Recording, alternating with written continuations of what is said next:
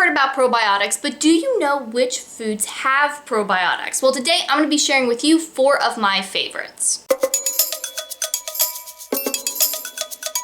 So probiotics are healthy bacteria that live in our gut, and we know that they play an important role in our digestion, and there's even a lot of research going on into other things that probiotics might help with. There's a lot of talk about whether or not the probiotics, the bacteria in our gut, could influence other diseases and conditions. So it's definitely an area that's really interesting, and there's a lot going on, and we're learning more and more all the time. But to help with your probiotics and to make sure that balance stays healthy, you might want to eat some probiotic foods. So today I thought it'd be fun to share 4 of my favorites with you. Now there are a lot of options out there, but these 4 are ones that I eat regularly and that I think are pretty tasty, so let's talk about them. So the first food on my list is yogurt, and this is something that most people are familiar with as far as probiotic foods go, so I won't talk about it too long, but I did want to mention it because it's something that I eat a lot. Now, when you're looking for yogurt, you do want to look at the ingredients, make sure that, you know, it's good quality stuff, there isn't a lot of stuff going on. You want to make sure that those live active cultures are in there. And then as far as brands, I really like Maple Hill Creamery. If you have seen a few of my What I Eat in a Day videos, then you are quite familiar with this packaging because this is something I eat pretty often. But I like their stuff because it does come from 100% grass-fed cows. They're just a really good brand. And I really like to do plain yogurt, and then I can add in my own fruit, nuts or seeds, and a little bit of honey or maple syrup if I want to. As far as what Maple Hill Creamery offers, they do have these large containers in the plain, but they also have ones that are sweetened with some maple syrup, and they do have individual containers too in some different flavors. So if you aren't sure about, you know, switching to a different yogurt brand, or especially with plain yogurt, testing it out, you know, get one of the little individual cups and just try it, and that can help you start to get used to it, and also, you know, play around with the different fruits and things that you add in there, because it could be a transition for you a little bit if you're used to something that's super loaded with a lot of sugar and extra flavors and things. But as you go, you kind of get used to the flavor and your taste buds adjust. So yogurt is a good one, and I think it's probably one of the easiest ones for most people to incorporate. The next food on my list is sauerkraut. Now sauerkraut is just fermented cabbage. It has a kind of sour, tangy, acidic flavor, and you have a few different options with sauerkraut. So some are going to be pretty basic, just cabbage and not a whole lot else, but others might have, you know, other vegetables mixed in, hot peppers, different spices, so you can get some different flavors. And as far as brands go, you might have a few options too. So this one right here, Farmstead Ferments, that's a Virginia brand, so that's something I'm able to get locally. And then this one is one that I just bought, Jacob's Raw Kraut, and it's from Pennsylvania, so I'm not sure how wide their distribution is. Never had their stuff, but I need to open this up. I just got it the other day, so it looks pretty good. This is their spicy kraut, but you might have a few different options, whether it's a more national brand or one that's specific to your area, so just look and see. Another thing with sauerkraut is you want to make sure that it's really fermented and it has the probiotics in there. So sometimes there will be brands that make sauerkraut, but really what they do is just put the cabbage in some vinegar and pickle it that way. And so it might taste great, but it's not going to have the probiotics because it's not really fermented. So usually with these kind of sauerkrauts, you're going to find them in the refrigerated section of your grocery store. So if you're looking on the shelves, that's probably not where you want to be. The refrigerator case is where you're going to find the stuff that's really fermented, that's raw, and that isn't made with vinegar or hasn't been pasteurized or something like that. Next up is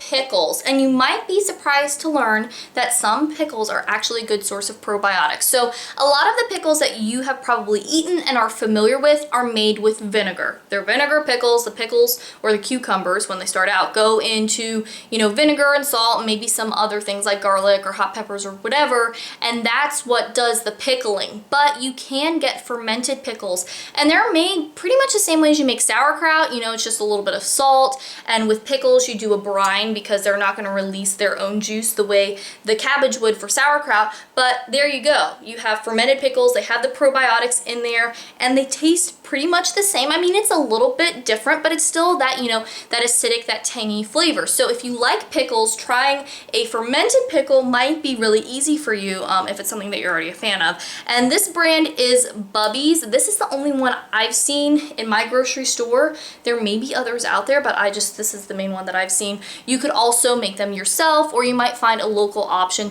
just like the sauerkraut. So, you know, you can really start to experiment on your own, especially if you have a large haul haul of produce or cucumbers specifically from the farmer's market or from your garden and you want to play around with making the fermented pickles, I really encourage you to do that, and you can play around with making sauerkraut too. And along those lines, I did want to show you something else. So this is a really good book called Fermented Vegetables. I'll link it for you below the video. But this has a ton of different recipes because, you know, I've showed you the sauerkraut, I've showed you the pickles, but you can ferment a lot of different stuff. So if you have a lot of stuff that you're trying to preserve and you're freezing and canning and doing all that stuff, you might want to throw fermenting into the mix too. Or if you just want a fun food project, if you want to try it out yourself, and doing it yourself also does make it a little bit more affordable a lot of times. So this book is really nice because it has tons of different recipes. It goes by food, and so then for each food it will list 1 or 2 or 3, you know, depending on how many are in here, recipes. So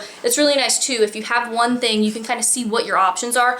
Another thing I like about this is there are some troubleshooting pictures in here. She shows it really clearly how to make things, but also if things go wrong, you know, if it looks like this, that's not safe to eat, something's gone bad, you don't want to do that, or if it looks like this, that's normal. So that's good too, because especially if you're starting out, you're a beginner with this thing, you might be a little worried about the whole process, but I think this makes it as easy as it can be and really tries to break it down and make it simple and take some of the scariness out of it that some people might have. The next food on my list is kombucha. Now, I feel like kombucha is something that's becoming more and more popular all the time, but at the same time, I think a lot of people probably haven't heard about it. So if you're not familiar with kombucha, kombucha is a drink. It's a fermented tea. And so what the process is for making kombucha is, you know, you make the tea, you have the sugar in the tea, and it all brews and does its thing, and then you put it in a jar or some sort of container with this thing called a SCOBY. So it's kind of like a flat mat that floats on top of